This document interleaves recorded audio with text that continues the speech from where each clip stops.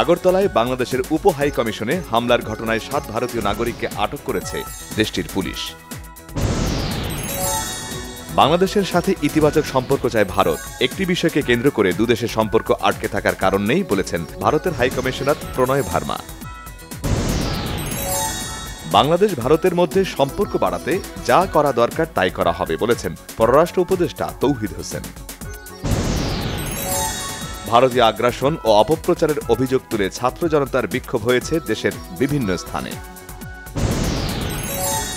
শেখ হাসিনা দেশ ছেড়ে পালানোর পর বাংলাদেশকে ঘিরে ভারতের উস্কানিমূলক ও রাজনৈতিক বক্তব্য নিয়ে উদ্বেগ প্রকাশ করেছেন তারেক রহমান। নতুন বাংলাদেশের নাগরিকদের গণতান্ত্রিক আকাঙ্ক্ষার প্রতি ভারতীয়রা শ্রদ্ধাশীল হবেন আশা মির্জা ফখরুল ইসলাম আলমগীরের।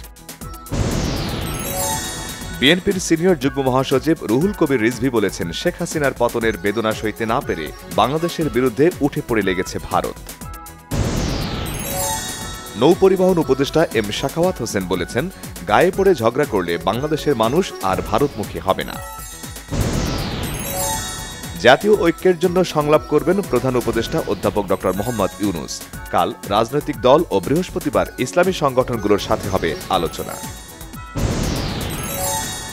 সামরিক চেতনাকে সমুন্নত রেখে যেকোনো চ্যালেঞ্জ গ্রহণে প্রস্তুত থাকতে নবীন সেনা কর্মকর্তাদের প্রতি আহ্বান জানিয়েছেন সেনাপ্রধান জেনারেল ওয়াকারুজ্জামান।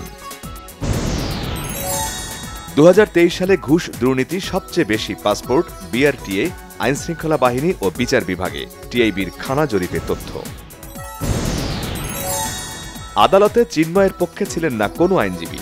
জামিনের পরবর্তী শুনানি ২রা জানুয়ারি। বাংলাদেশ জামাত ইসলামের বাতিল হওয়া নিবন্ধন ফিরে পেতে আপিল শুনানি শুরু। পরবর্তী শুনানির জন্য ১০ ডিসেম্বর দিন ধার্য আদালতের।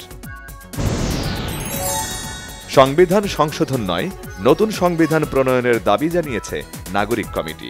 সংস্কার কমিশনের কাছে ৬৯ দফা পেশ। দেশি বিদেশি ষড়যন্ত্র রুখতে ঐক্য প্রতিষ্ঠার জন্য জাতীয় সংলাপের আয়োজন করতে প্রধান উপদেষ্টার প্রতি আহ্বান গণ অধিকার পরিষদের।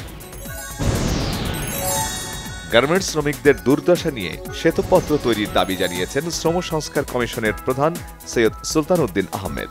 যুক্তরাষ্ট্রের প্রেসিডেন্ট হিসেবে শপথ নেওয়ার আগেই গাজায় হামাসের হাতে আটক জিম্মিদের মুক্ত দেখতে চান ডোনাল্ড ট্রাম্প। জ্যামাইকা টেস্টে ২০১১ রানের লিড নিয়ে চালকের আসনে বাংলাদেশ। নাহিদ রানার ৫ উইকেটে ১৪৬-এ all out Windies. Federation cup ফুটবলে উদ্বোধনী দিনে বর্তমান চ্যাম্পিয়ন বসুন্ধরা কিংস ১-০ গোলে হারিয়েছে ব্রাদার্স ইউনিয়নকে।